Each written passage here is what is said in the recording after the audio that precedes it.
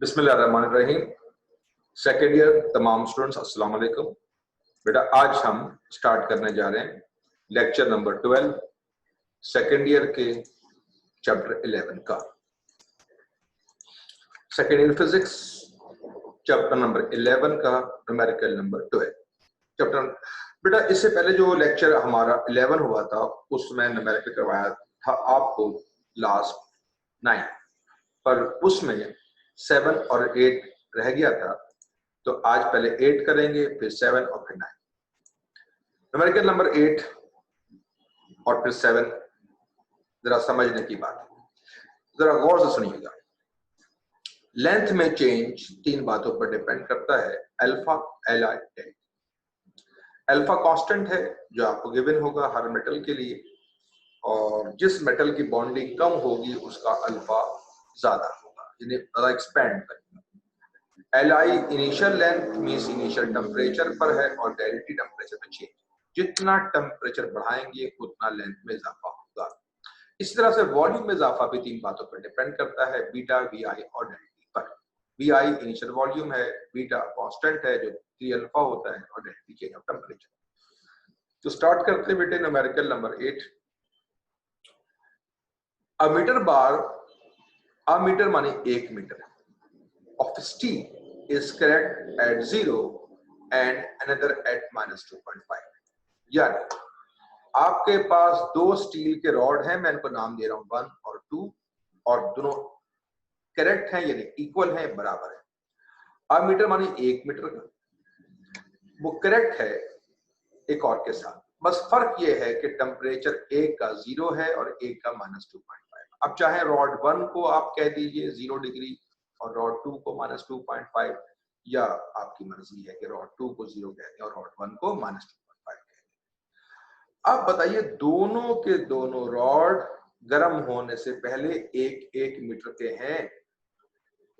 यहां बात हो रही है लेंथ की, वॉल्यूम की बात होने रही, छोड़ दीजिए इस फॉर्मूले को। इनिशियल लेंथ 1 मीटर है गर्म होने से पहले, और जब दोनों ही स्टील के हैं तो फिर अल्फा भी दोनों का सेम। तो फर्क किस बात का, आइए समझिएगा।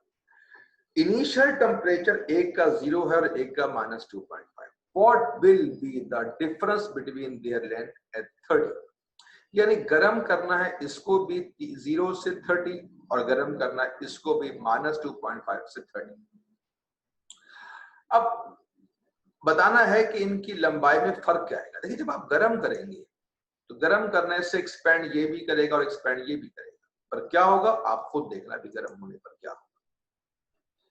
अब ये चीज गौर से दोबारा देखिएगा, इस वाले के लेंथ में इजाफा हुआ है थोड़ा, और इस वाले के लेंथ में इजाफा हुआ ज्यादा। रीजन आपको इस फॉर्मूले से मिलेगा। देखिए दोनों स्टील के हैं, दोनों का अल्फा सेम है, दोनों की इनिशियल लेंथ भी सेम, पर डेल्टी सेम नहीं। इसलिए कि जब आप इसको रॉड 2 को 0 से 30 कर रहे हैं, तो रॉड 2 का टेम्परेचर 0 से 30 हो रहा है, तो फाइनल माइनस इनिशियल 30। जबकि रॉड 1 पर गौर कीजिए, रॉड 1 का टेम्परेचर -2.5 से 30 हो रहा है, तो रॉड 1 के टेम्परेचर में चेंज -2.5 से 30 हो, तो final minus initial, minus minus plus हो जाएगा और ये बनेगा 32.5। तो रॉड 1 के टेम्परेचर में चेंज ज्यादा है और रॉड 2 के टेम्परेचर में चेंज कम है, तो जिसके टेम्परेचर में चेंज ज्यादा होगा उसके लेंथ में इजाफा भी ज्यादा होगा। इस सवाल में ये नहीं पूछा गया है कि रॉड 1 की लंबाई में इजाफा कितना होगा, ना ये पूछा गया है कि रॉड 2 की लंबाई में इजाफा कितना होगा। What will be the difference between their length, यानी अगर रॉड 1 की लेंथ में इजाफा डेल L1 है और रॉड 2 की लेंथ में इजाफा डेल L2 है, डेल L1 बड़ा है डेल L2 छोटा है, क्या पूछा, what will be the difference. अब इनके बीच में ये डिफरेंस आ रहा है, ये डिफरेंस आ रहा है, ये मालूम करना है। तो आपको लेंथ 1 की लंबाई में इजाफा, उसमें से मैं माइनस कर दूंगा लेंथ 2 की लंबाई में इजाफा, तो इनकी लंबाई में डिफरेंस डेल L मिल जाएगा। तो डेल L जो आपको मालूम करना है वो होगा del L1 minus del L2। फिर सुन लीजिए, हमें ये कैसे मालूम चल गया कि लेंथ 1, रॉड नंबर 1 जो है उसकी लेंथ में इजाफा ज्यादा होगा। उसकी वजह है कि लेंथ में इजाफा 3 बातों पर डिपेंड करता है। दोनों के गर्म होने से पहले की लेंथ सेम है 1 मीटर, और दोनों के स्टील हैं, दोनों सेम मटेरियल, अल्फा भी सेम है। लेकिन फर्क ये है कि इनिशियल टेम्परेचर दोनों का सेम नहीं है, पर फाइनल दोनों का 30, यानी गर्म करना है इसको 0 से 30, गर्म करना है इसको -2.5 से 30। तो रॉड 2 के टेम्परेचर में चेंज -2.5 से 30, तो रॉड नंबर 1 के टेम्परेचर में चेंज ज्यादा आ रहा है, तो इसकी लेंथ में इजाफा ज्यादा हो रहा है, और रॉड 2 की लेंथ में इजाफा कम हो रहा है। इन दोनों की लेंथ में फर्क डेल एल मालूम करना है आपको, ये है सवाल। तो डेफिनेटली आप डेल एल 1 में डेल एल 2 को माइनस कर दीजिएगा। डेल एल का formula alpha L I del T होता है, तो ये बनेगा alpha L I del T 1 और ये alpha L I del T 2। दोनों स्टील है, अल्फा सेम है, एल आई सेम है, बस डेल टी में फर्क है। अल्फा एल आई सेम है तो आप इनको कॉमन निकाल सकते हैं। अल्फा रख दीजिए अब यहाँ पर आप 12 10 पावर -5, एल आई 1 ये एक्स नहीं साइन मल्टीप्लाई का है। डेल टी वन आपके पास है 32.5 और डेल टी 2 है 30, 32 माइनस, जब आप 32.5 में 30 को माइनस करेंगे तो 2.5 आ जाएगा, और इन सबको सॉल्व करेंगे तो आपको मिलेगा इसका आंसर 3 10 पावर -4 मीटर। सवाल आंसर मीटर में क्यों आया बेटा? आंसर मीटर में इसलिए आया क्योंकि एल आई मीटर में दिया हुआ है, तो आंसर भी मीटर में आएगा। ये था न्यूमेरिकल नंबर 8, और अब देखिए numerical number 7। A glass flask is filled to the mark 60 centimeter cube of mercury. फिर सुनिएगा, a glass flask is filled to the mark 60 centimeter cube of mercury at 20 degree Celsius. आपके पास एक glass flask है जिसमें mercury है जो भरी हुई है 60 सेंटीमीटर क्यूब, यानी इसने ग्लास का 60 सेंटीमीटर क्यूब ऑक्युपाई किया और बाकी में मरकरी मौजूद नहीं, और इसका टेम्परेचर है 20 डिग्री सेल्सियस। इसका मतलब यह हुआ कि अब यहाँ वॉल्यूम की बात हो रही है, और वॉल्यूम में चेंज 3 बातों पर डिपेंड करता है, बीटा, बीआई और डेल्टा। अब जरा गौर कीजिए, if the flask and it's content, यानी फ्लास्क माने गिलास एंड कॉट माने मरकरी, आर हीटेड टू 40, हम गर्म कर रहे हैं दोनों।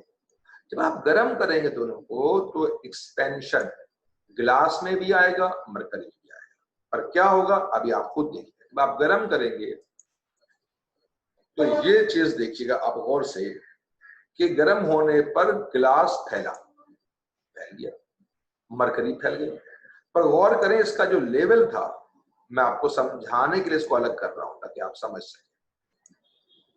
ये देखिए इसका लेवल यहां था, अब यहां आ गया, मरकरी का लेवल बढ़ा है। सवाल यह है कि जब एक्सपेंड गिलास भी हुआ और मरकरी भी हुआ, जब दोनों ही एक्सपेंड हुए तो लेवल तो वही रहना चाहिए था, कि लेवल ऊपर क्यों गया? लेवल ऊपर जाने की वजह सुनिए क्या है, कि how much mercury will above the mark, इस मार्क से मरकरी कितना ऊपर जाएगा। देखिए अगर गर्म होने पर जितना गिलास फैलता, अगर उतना ही मरकरी भी एक्सपेंड करता तो लेवल वही रहता।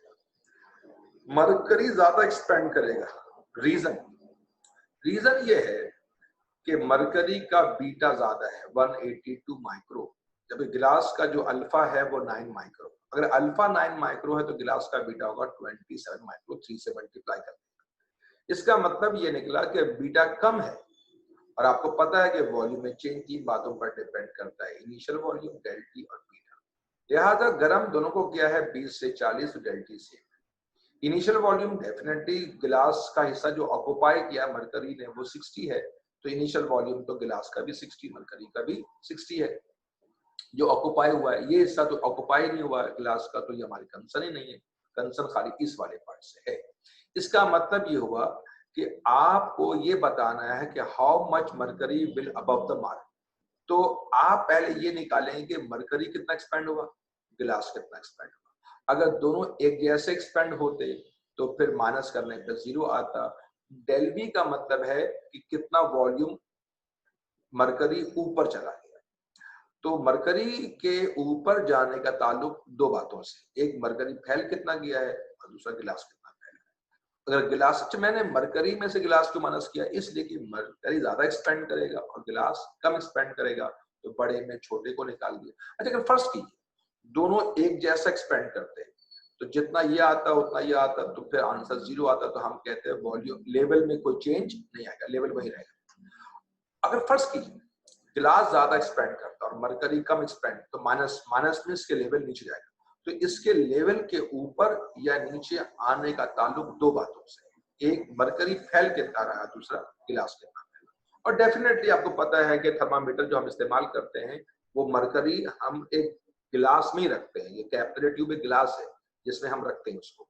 तो गर्म करने से गिलास तो एक्सपेंड करता है, पर वो इतना कम एक्सपेंड करता है कि हम उसे काउंट नहीं करते। मरकरी जितना एक्सपेंड करता है उतना ही लेवल इसका ऊपर जाए।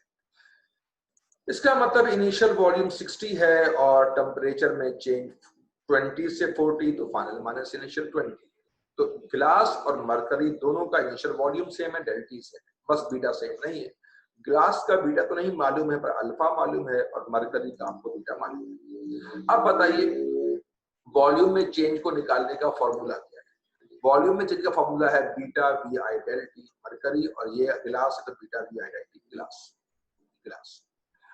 कॉमन चीज दोनों में क्या है? वी आई और डेल टी कॉमन है, पर बीटा सेम नहीं है, तो मैंने V I del T common निकाल लिया, और बीटा यहाँ मरकरी का, यहाँ गिलास। अब सवाल ये है कि हमें गिलास का तो बीटा नहीं मालूम, कोई बात नहीं, अल्फा तो मालूम है, तो गिलास का बीटा कैसे आएगा? 3 अल्फा ऑफ गिलास। बी आई रख देंगे आप 60, डेल टी आपको मालूम है 20, मरकरी का बीटा आपको मालूम है 182 माइक्रो, और गिलास का मालूम है 9 माइक्रो। अब क्या करेंगे जनाब? 182 9 इंटू 3 आएगा 27, 182 माइक्रो में से माइनस करेंगे 27 माइक्रो, तो आएगा 155 माइक्रो के 20 ऐसे 60 ऐसे। अब इनको आप मल्टीप्लाई कर लेंगे तो आपको मिलेगा 0.186 सेंटीमीटर क्यूब। सेंटीमीटर क्यूब क्यों मिला? क्योंकि इनिशियल वॉल्यूम सेंटीमीटर क्यूब में है, ये देख सकते हैं इनिशियल वॉल्यूम सेंटीमीटर क्यूब में है, तो आंसर भी आपका सेंटीमीटर क्यूब में है। एक बार फिर सुन लीजिए इस पूरी बात को। एक ग्लास फ्लास्क था जिसमें मरकरी फिल्ड था 60 सेंटीमीटर क्यूब। गर्म होने से गिलास ने भी एक्सपेंड करना है, गर्म होने से मरकरी ने भी एक्सपेंड होना है, लेकिन मरकरी ने ज्यादा एक्सपेंड होना है एज कम्पेयर टू गिलास, क्योंकि मरकरी का बीटा ज्यादा है। तो सवाल ये था कि बताइए कि मरकरी अपने लेवल से ऊपर कितना जाएगा। मरकरी के लेवल के ऊपर जाने का ताल्लुक दो बातों से है, एक तो मरकरी कितना फैल रहा है, माइनस कर देंगे, गिलास कितना फैल रहा है। तो गिलास ना फैलता तो जो मरकरी फैलता वही लेवल बढ़ जाता, क्योंकि गिलास भी फैलेगा, बेशक थोड़ा फैलेगा, तो माइनस करना पड़ेगा आपको, और आपको मिल जाएगा वॉल्यूम में चेंज कितना है मरकरी।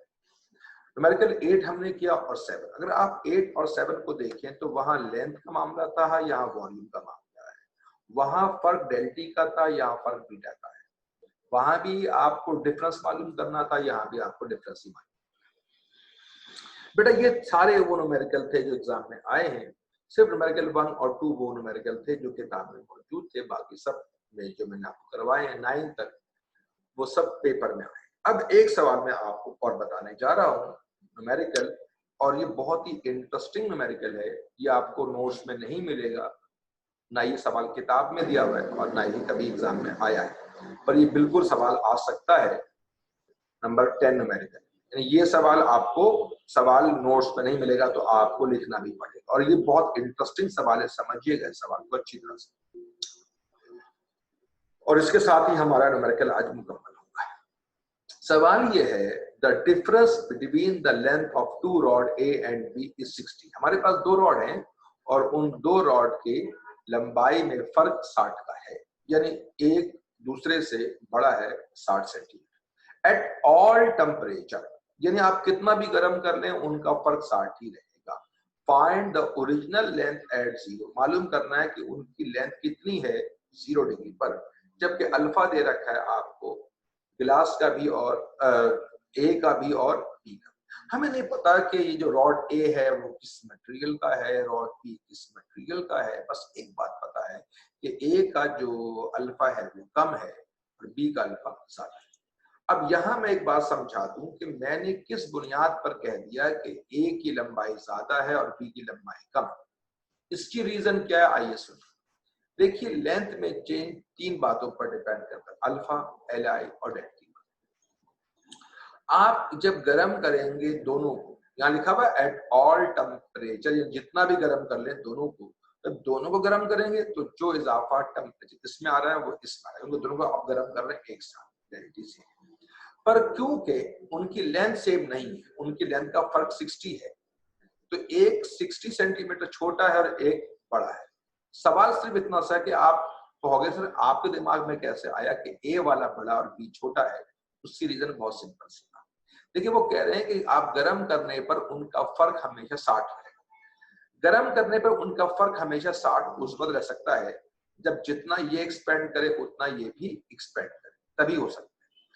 यानी डेल एल सेम हो, और डेल एल सेम हो सकता है कैसे? क्योंकि डेल सेम है पर अल्फा सेम नहीं, तो जिसका अल्फा कम उसकी लेंथ ज्यादा होनी चाहिए और जिसका अल्फा ज्यादा उसकी लेंथ कम, जभी तो डेल एल सेम आएगा।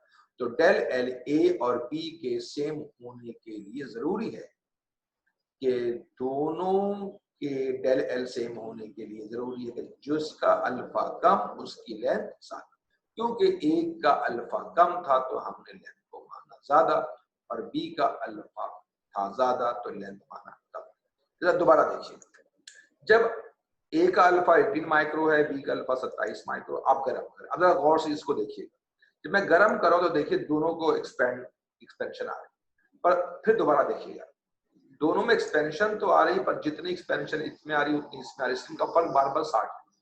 यानी इन दोनों का जो डिफरेंस है ए और बी की लंबाई को देखिए, हर टेम्परेचर पर 60 सेम है। अब ये तो खैर नहीं आप बोल सकते कि ये फर्क 60 ही है, बस जो भी है आप देख सकते हैं कि वो फर्क तब्दील नहीं होना, तो डेल एल बार बार सेम है। और ये उसी वक्त हो सकता है जब गर्म करने पर जितना ये एक्सपेंड हो उतना ये एक्सपेंड। तो डेल एल सेम होने की डेल्टी तो सेम है, तो फिर या तो अल्फा और एल आई सेम हो दोनों के। अल्फा तो यहाँ मसला एल आई सेम नहीं है क्योंकि एक बड़ा और एक छोटा है, तो जिसका लेंथ ज्यादा उसका अल्फा कम और जिसका लेंथ कम उसका अल्फा ज्यादा। तो डेल एल सेम हो सकता है क्योंकि डेल एल तीन बातों पर डिपेंड करता है। ठीक, अब अगर डेल एल सेम है तो ये तीनों सेम हो, तीनों सेम नहीं है, ये सेम है, तो फिर अगर ये कम तो ये ज्यादा तो वो कम, ताकि मल्टीप्लाई करने पे आंसर सेम आ सके। अच्छा जनाब, अब इस पूरे सवाल को देखकर एक बात समझ में आ गई कि गर्म करने से ए और बी की लंबाई में इजाफा एक जैसा आ रहा है, जभी तो फर्क 60 ही रहेगा। और ए बड़ा है बी से कितना 60, तो अगर मैं ए की लंबाई में से बी की लंबाई को माइनस करूं तो 60 आएगा। ये 0 लिखा हुआ है यानी 0 डिग्री पर, यानी 0 डिग्री पर ए की लंबाई माइनस 0 डिग्री बी की लंबाई 60। जरूरी नहीं 0, अगर 10 डिग्री कर दूं तब भी 60 ही आएगा। क्यों? क्योंकि हर टेम्परेचर पर उनकी लेंथ में इजाफा एक जैसा है। अगर वो सवाल में कहता है कि मालूम करें 20 डिग्री पर उनकी लेंथ क्या होगी, तो हम कहते हैं 20 डिग्री पर ए की लंबाई माइनस 20 डिग्री पर बी की लंबाई बराबर है 60, क्योंकि हर टेम्परेचर पर उनके डिफरेंस ऑफ लेंथ 60 ही आ रहा है ना। तो सवाल में कह दिया the difference between the rod A and B 60 at all temperature. अब बस सिंप्लीफाई कर लेते हैं। ए की लंबाई में इजाफा होता है alpha L I del T, तो ए की लंबाई में इजाफा होगा alpha L I del T, B में alpha L I del T, पर यहाँ ए है तो ए और बी है तो बी डेल टी दोनों में सेम, क्योंकि जितना गर्म कर रहे हैं ए को उतना ही गर्म कर रहे हैं बी को। अल्फा ए का आपको पता है 18 माइक्रो है, डेल टी दोनों में सेम है वो कैंसिल हो जाएगा। अल्फा ए का आ गया 18 माइक्रो का मतलब 12 -6, अल्फा बी का 27 माइक्रो -6, और इनिशियल लेंथ हम ले रहे हैं 0 पर ए का भी इनिशियल लेंथ ले रहे हैं 0 पर बी का। अब 10 की पावर -6 यहाँ भी और यहाँ भी वो कैंसिल हो जाएगा। अगर मैं 27 को 18 को 27 के नीचे ले जाऊं तो 0 डिग्री पर ए की लंबाई हो जाएगी 27 डिवाइड बाय 18। जब आप 27 को डिवाइड करेंगे 18 से तो आएगा 1.5 लेंथ ऑफ। जब ए की लंबाई 1.5 भी आ गई तो इस चीज को यहाँ पुट कर दीजिए कि ए की लंबाई है 1.5 लेंथ ऑफ बी, और ये चीज एज इट इज आ गई। 1.5 में से 1 को माइनस कर दीजिए तो 0.5 हो जाएगा, और 0.5 से डिवाइड कर दीजिए तो 120 आ जाएगा। अब सेंटीमीटर क्यों लिखा भाई मैंने? वजह यह है कि यहाँ लिखा हुआ है 60 सेंटीमीटर, तो अगर ये सेंटीमीटर है तो ये और ये भी सेंटीमीटर में होंगे, तो बी की लंबाई तो मिल गई 120 सेंटीमीटर। अब इस बी की लंबाई को आप यहां रख दीजिए, 120 इंटू 1.5 कर देंगे तो 180 अब देखिए साफ दिख रहा है कि ए की लंबाई 180 है, ज्यादा है, बी की लंबाई 120 है, कम है। अगर माइनस करें 180 में से 120 तो क्या आएगा? 60। अगर आप पूरे सवाल पर फोकस करें तो एक बात समझ में आती है इस पूरे सवाल को देख करके, और वो ये है कि इसमें ये बताया गया है कि हमारे पास दो रॉड हैं और एक छोटा और एक बड़ा है, और गर्म करने पर उसकी लेंथ में इजाफा एक जैसा आ रहा है। तो उसकी टेक्निकल वजह ये है कि लेंथ में इजाफा तीन बातों पर डिपेंड करता है, अल्फा, एलआई, डेल्टी। डेल्टी दोनों के सेम, और क्योंकि अल्फा सेम नहीं इसलिए लेंथ भी सेम। लिहाजा अगर दोनों का अल्फा सेम होता और इनिशियल लेंथ सेम होता तो फिर गर्म करने पर हमेशा वो इक्वल एक्सपेंड करते और उनमें कोई डिफरेंस नहीं आता। तो यहाँ सिर्फ छोटा सा जो टेक्निकल इशू है वो ये है कि हमारे पास दो रॉड ए और बी हैं और उनकी लेंथ में फर्क 60 है एट ऑल टेम्परेचर। तो लेंथ में फर्क 60 है एट ऑल टेम्परेचर, और इसका मतलब है कि जब हर टेम्परेचर पर फर्क सेम है तो इजाफा दोनों में सेम। ये दो इक्वेशन कैसे आ गई? ये इक्वेशन तो साफ जाहिर है कि वो खुद कह रहा है कि उनकी लंबाई में फर्क 60 है। ये कहां से आ गया? जब हर टेम्परेचर पर लंबाई में फर्क 60 है तो समझ लो कि जितना इजाफा ए में आ रहा है उतना इजाफा बी में आ रहा है, जब भी मुमकिन है कि उनकी लेंथ में इजाफा एक जैसा। ये था आपका 10वां सवाल जो अभी आपने मुकम्मल किया। ये बता दूं फिर आपको, ये पेपर में आया नहीं है, मैंने बता दिया ये एग्जाम में आ सकता है लेकिन बहुत कम चांसेस हैं कि कभी आया। चैप्टर नंबर 11 का पहला पार्ट आपने खत्म किया था थर्मल गैसेस का। दूसरा पार्ट शुरू हुआ हमारा थर्मल एक्सपेंशन का, जिसके न्यूमेरिकल आज आपने मुकम्मल कर लिए। और अब हम स्टार्ट करने जा रहे हैं थर्मल एक्सपेंशन का लास्ट टॉपिक, थर्मोस्टेट।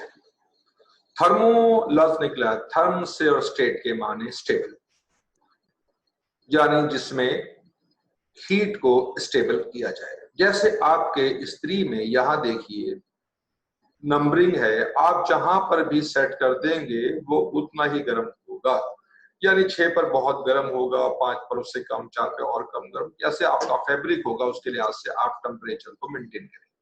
तो ये जो आपके पास मौजूद है स्त्री के अंदर, ये भी थर्मोस्टेट ही है जो टेम्परेचर को मेंटेन करता है आपके डिजायर के मुताबिक। एसी में थर्मोस्टेट इस्तेमाल करते हैं और आप कमरे के टेम्परेचर को जितना चाहें एडजस्ट कर सकते हैं। गीजर, इसमें भी थर्मोस्टेट होता है, आप चाहें तो पानी को वार्म करें, हॉट करें या वेरी हॉट करें। अब सवाल ये पैदा होता है कि आखिर थर्मोस्टेट काम कैसे करता है और इसके पीछे फिजिक्स क्या है। तो आइए समझते हैं। फर्स्ट कीजिए, आपके पास ये दो मेटल स्ट्रिप्स हैं, एक ब्रास और एक स्टील। इस वक्त दोनों के साइज इक्वल है। अगर आप गर्म करना शुरू कर देंगे तो ब्रास भी एक्सपेंड करेगा और स्टील भी एक्सपेंड करेगा, पर ब्रास का कोफिशिएंट ऑफ लीनियर एक्सपेंशन ज्यादा है तो ब्रास ज्यादा एक्सपेंड करेगा एज कंपेयर टू स्टील। हालांकि दोनों की लेंथ बिल्कुल सेम है और दोनों का टेम्परेचर में इजाफा भी एक जैसा हो रहा है, पर क्योंकि ब्रास का अल्फा ज्यादा है, उसकी बॉन्डिंग कमजोर है, तो वो एक्सपेंड करता है ज्यादा और स्टील एक्सपेंड करता है कम। अब हम एक टेक्निकल काम करने जा रहे हैं। फर्ज कीजिए मेरे पास एक ब्रास और एक स्टील की प्लेट है, मैं उनको आपस में रिवेट कर रहा हूं, जोड़ रहा हूं, वेल्ड कर देता हूं। अब इसे गर्म कर, अब गर्म होने पर ब्रास ने ज्यादा एक्सपेंड करना है, स्टील ने कम एक्सपेंड करना है, परंतु आप उनको जोड़ चुके हैं, इसलिए अब जहां जहां ब्रास जाएगा वहां वहां स्टील भी जाएगा। अब जब गर्म करेंगे तो ये बेंड कर जाएगा, और ये बेंड कर जाएगा उसकी तरफ जो कम एक्सपेंड करता है, यानी स्टील गर्म होने पर कम फैलेगा तो बेंडिंग स्टील की तरफ आएगी। अब सवाल, जो चीज कम बड़ी हो रही है बेंडिंग उसकी तरफ क्यों आ रही है? इसकी टेक्निकल वजह मैं बता देता हूं। यहां देखिए, इस वक्त दो मेटल स्ट्रिप हैं, ब्रास और स्टील, और दोनों इक्वल साइज के हैं और जुड़े हुए हैं तो सीधे। लेकिन अब यहां देखिए, इस वक्त ये ब्रास है और इसके अंदर स्टील है, तो साफ दिख रहा है कि जुड़े हुए तो इस वक्त भी हैं, लेकिन जो ऊपर वाला है ब्रास वो बड़ा है और जो नीचे वाला स्टील है वो छोटा है। अगर मैं इसे कट करना शुरू कर दूं तो कट करते करते देखिए जरा, मैं इक्वली कट कर रहा हूं, तो इस वक्त देखिए इनके एजेस मिले हुए हैं, जैसे यहाँ पर एजेस मिले हुए हैं, यहाँ भी मिले हुए हैं, ठीक है। लेकिन इस वक्त ये बड़ा है और ये छोटा है, लिहाजा अगर दो चीजें जुड़ी हुई हों और साइज में बराबर हों तो वो सीधी होंगी, और अगर साइज से बराबर ना हो तो वो सीधी ना हो, बल्कि वो मुड़ जाएंगी उसकी तरफ जो कम फैल रहा है। तो देखिए क्योंकि स्टील का साइज कम है इसलिए बेंडिंग इसकी तरफ आ, तो असूली बात ये समझ में आ रही है हमें कि जब दो चीजें आपस में जोड़ दी जाएं और उन्हें गर्म किया जाए, तो अगर दोनों एक जैसा फैलेंगे तो वो तो स्ट्रेट रहेगा, पर अगर ये कम फैल रहा है और ये ज्यादा फैल रहा है आपका ब्रास, तो बेंडिंग आएगी उसकी तरफ जो कम फैल रहा है। और उसकी रीजन मैंने आपको यहां पर बता दी कि अगर दो चीजें साइज में बराबर नहीं है तो वो बेंड हो जाएंगी, वो सीधी नहीं है। अब सवाल कि इस चीज से हम थर्मोस्टेट कैसे बना लेंगे, तो आइए समझते हैं थर्मोस्टेट कैसे बना लें। थर्मोस्टेट, आपने दो मेटेलिक स्ट्रिप ले लिया, एक ब्रास एक स्टील, इनको लॉक कर दें, गिर ना जाए। आपने यहां से वायर को निकाला और इसको इसके साथ आपने कनेक्ट कर दिया। अब आपने हीटर इस्तेमाल किया, फर्ज करें आप सर्दी बहुत हो रही है, आप इलेक्ट्रिक हीटर लगाते हैं और ये आपने पावर सप्लाई दी एसी सोर्स से। अब क्या होगा वो सुनिए, इस वक्त गौर से देखिएगा, यहाँ पर पावर सप्लाई से यहां से करंट होता हुआ इस हीटर का को देता हुआ करंट यहां से होता हुआ वापस यहां पहुंच गया, सर्किट मुकम्मल हो गया, करंट फ्लो होना शुरू, हीटर ऑन। जब हीटर ऑन होगा तो कमरा गर्म होना शुरू होगा, जब कमरा गर्म होगा तो फिर ये भी गर्म होगा। अब आप खुद फैसला कीजिए, जब ये गर्म होगा तो गर्म होने पर ब्रास ने ज्यादा फैलना है और स्टील ने कम फैलना है, तो क्या ये रहेगा सीधा? नहीं। अब गर्म होने पर ये बेंड कर जाएगा, कहाँ? स्टील की तरफ। तो यहाँ पर एक गैप पैदा हो जाएगा और इस गैप की वजह से ये सर्किट ब्रेक हो जाएगा, और जब सर्किट ब्रेक हो जाएगा तो करंट का फ्लो बंद हो जाएगा, और जब करंट का फ्लो बंद होगा तो हीटर आपको ऑफ हो जाएगा। जब हीटर ऑफ हो जाएगा तो मुझे बताइए, आप हीटर का इस्तेमाल कर रहे हैं बहुत शदीद सर्दियों में, तो बाहर तो बहुत ठंड है, कमरा आपका गर्म हो गया था।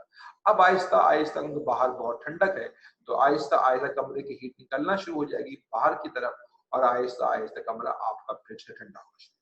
कमरा ठंडा होना शुरू होगा तो ये भी ठंडा होगा, जब ये ठंडा होगा तो ये सीधा हो जाएगा। इसके सीधा होते ही ये वापस सर्किट मुकम्मल हो जाएगा, फिर करंट का फ्लो शुरू हो जाएगा, फिर आपका हीटर ऑन होगा, फिर कमरा गर्म होगा, फिर ये गर्म होगा, फिर ये बेंड कर जाएगा, फिर ये बेंड करेगा तो दोबारा से कमरा ठंडा होना शुरू होगा, वो सीधा हो जाएगा।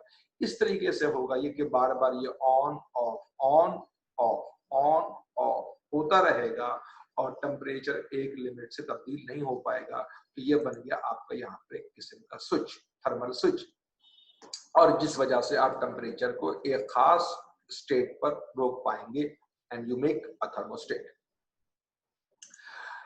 अच्छा, अब यहाँ पर एक बात समझिए, थर्मोस्टेट को बाई मेटेलिक, थर्मोस्टेट तो कई किस्म के हैं, हमारे सिलेबस में जो है वो असल में बाई मेटेलिक थर्मोस्टेट है। देखिए बाई माने दो, मेटेलिक माने मेटल, दो मेटल है, इसलिए बोला जा रहा है by metallic thermostat is a device which maintain required temperature. कैसा होता है? By metallic thermostat consist of to dissimilar metallic strips. मैंने डिसिमिलर क्यों कहा?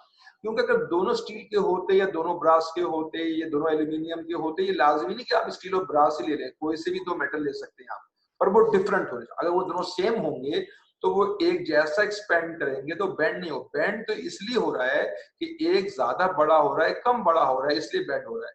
इसीलिए दोनों मेटल डिसिमिलर यानी डिफरेंट होने चाहिए। Of linear expansion, The strips are riveted, rivet से, रिविट माने जोड़ना, अगर आप इनको जोड़ेंगे ही नहीं तो बेंड क्यों होगा? तो बेंड होने की वजह बेसिकली दो है। एक वजह तो ये है कि आपके पास ये दोनों मेटल डिफरेंट है, और दूसरी वजह ये कि आपस में इनको जोड़ा हुआ है आपने, इसलिए बेंडिंग पैदा हो रही है, और इसी बेंडिंग की बुनियाद पर ये आपका स्विच फॉर्म हो रहा है और बन रहा थर्मोस्टेट। कैसे काम करता है? When a bimetallic thermostat connected with electric heater, then at a desired temperature the bimetallic thermostat bend। एक खास टेम्परेचर पर बेंड होने की वजह आपको बता चुका हूं, इसलिए कि बेंड हुआ। क्यों? क्योंकि ये ज्यादा फैल रहा और ये कम फैल रहा है और आपस में जुड़े हुए हैं, दोनों मेटल मुख्तलिफ है, जिससे क्या होगा, bend due to different coefficient of, जिसका दोनों मेटल मुख्तलिफ है तो उनके अल्फा भी मुख्तलिफ होगा। And current stop flowing as soon as, जैसे ही टेम्परेचर वापस फॉल कर जाएगा कनेक्शन दोबारा से रीस्टोर हो जाएगा। अब आप बोलेंगे सर हम तो इस्त्री में एडजस्ट करते हैं, उसे घुमा लेते हैं तो टेम्परेचर मतलब हाई और लो वो कैसे होता है, तो वो भी सुनिए। देखिए अगर मैं इस चीज को यहां से, अब ये बेंड हो गया, ठीक है, गर्म होने पर ठंडा होने पर सीधा हो गया, ठीक है, ये स्विच बन गया आपके पास यहाँ पर, ठीक है। लेकिन अगर मैं इसी को आगे की तरफ कर दूं तो ये बेंड होने के बावजूद भी सर्किट ब्रेक नहीं हो रहा, और सर्किट ब्रेक नहीं हो रहा तो ये फिर भी ऑन रहेगा। जब ये फिर भी ऑन रहेगा तो ये मजीद गर्म होगा, जब मजीद गर्म होगा तो मजीद बेंड होगा, जब मजीद बेंड होगा तो यहाँ से डिस्कनेक्ट हो जाएगा। इसका मतलब इस जगह डिस्कनेक्ट होगा बहुत हाई टेम्परेचर पर और यहाँ बहुत लो टेम्परेचर। अब आप देख लेंगे कि किस किस टेम्परेचर पर कहाँ कहाँ डिस्कनेक्ट हो रहा है, वो लिख दीजिए। तो आप जहां पर भी इसको ला करके रोकेंगे, यहाँ रोकेंगे तो वो जल्दी से ऑफ हो जाएगा, यानी ज्यादा गर्म नहीं होगा, या और गर्म और गर्म और गर्म। तो जितना ज्यादा आप कमरे को गर्म करना चाहेंगे, जिस हाई टेम्परेचर पर लाना चाहेंगे, आप इसको वहीं पर एडजस्ट कर दीजिए। अब आप बोलो सर हम तो सर एसी में तो ठंडक होती है तो क्या करेंगे, तो बड़ा सिंपल सा मामला है कि यहाँ गर्म होने पर ब्रास ज्यादा एक्सपेंड होगा, स्टील कम एक्सपेंड होगा, तो बेंडिंग नीचे आएगी। अगर आप इसको एसी में इस्तेमाल करेंगे तो वो ठंडा होने पर क्या होगा, ठंडा होने पर ब्रास ज्यादा सिकुड़ जाएगा और स्टील कम सिकुड़ेगा। जब ब्रास ज्यादा सिकुड़ जाएगा और स्टील कम सिकुड़ेगा तो ब्रास छोटा हो जाएगा, तो बेंडिंग ऊपर की तरफ चली जाएगी। जब बेंडिंग ऊपर की तरफ जाएगी तो बेहतर है कि हम इस स्ट्रिप को उल्टा कर देंगे। इन शॉर्ट ये कि अगर आप इस्तेमाल करना चाह रहे हैं किसी हीटिंग एलिमेंट के अंदर, तो आप नीचे उसको रखेंगे जिसका अल्फा कम है, और अगर कूलिंग में रखना चाहेंगे तो फिर नीचे उसको रखेंगे जिसका अल्फा ज्यादा है। क्यों? इसलिए कि जो चीज गर्म होने पर ज्यादा फैल रही है वो ठंडा होने पर ज्यादा सिकुड़ जाएगी, तो ठंडा होने पर ब्रास ज्यादा सिकुड़ जाएगा, वो छोटा, क्योंकि बेंडिंग आएगी उसकी तरफ जो छोटा होता है। तो यही चीज सिर्फ उलट कर लगा देंगे तो एसी में इस्तेमाल होगा, और अगर जैसे भी लगाया है मैंने तो ये इस्तेमाल होगा हीटिंग एलिमेंट में, जैसे गीजर हो गया या आपका इस्त्री वगैरह हो गया। अच्छा एक बात आप बस यहाँ पर और समझ लीजिए, ये जरूरी नहीं कि आप ब्रास और स्टील इस्तेमाल करें, आपको जो भी मेटल मिले पर वो डिफरेंट होने चाहिए। तो डेफिनेटली हम जो भी चीप मेटल हमारे पास जो सस्ता में मिल रहा होगा हम उसी को इस्तेमाल करेंगे। बेसिक जो इसके अंदर फिजिक्स है वो ये है कि गर्म होने से मेटल फैलते हैं और तमाम मेटल की जैसा नहीं फैलते। अगर तो डिफरेंट मेटल को ले लेंगे और उनको आपस में जोड़ के गर्म करेंगे, वो बेंड कर जाएगा, और उसी बेंडिंग को यूज करते हुए हमने स्विच बनाया है, थर्मल स्विच बनाया है, जिसको आप थर्मोस्टेट कहते हैं। तो बेटा इसके साथ ही हमारा आज का लेक्चर मुकम्मल होता है 12, और थर्मल एक्सपेंशन टॉपिक खत्म हुआ।